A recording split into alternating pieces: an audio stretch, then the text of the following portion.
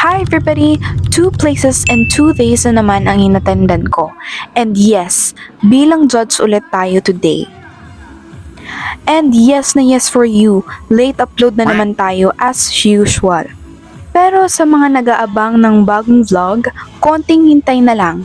Next year, charot, charot, hindi.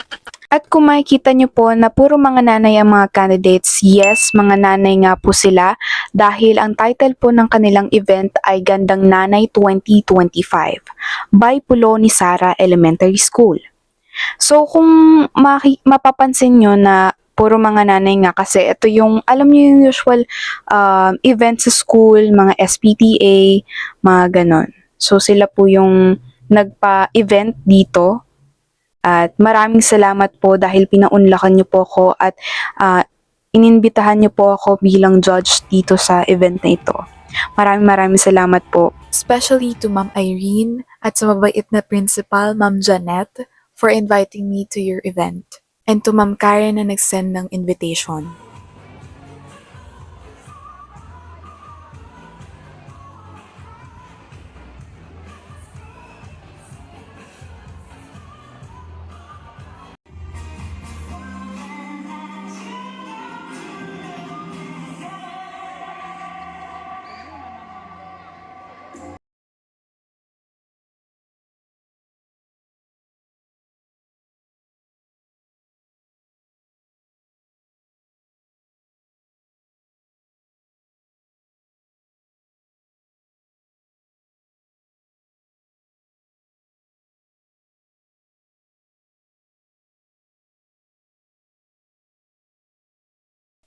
So wala nang edit-edit to, dire-diretso na ang pagsasalita. Kaya naman, eto naman pong event na ito ay Mr. and Miss Pantihan Dos 2025.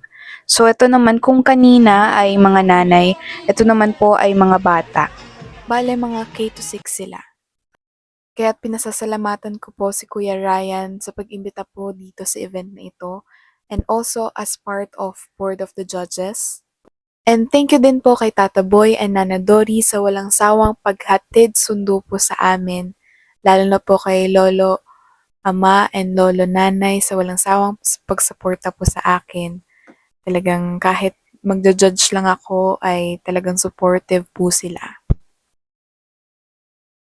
So yun lang masasabi ko. Salamat, maraming salamat sa panonood. Bye!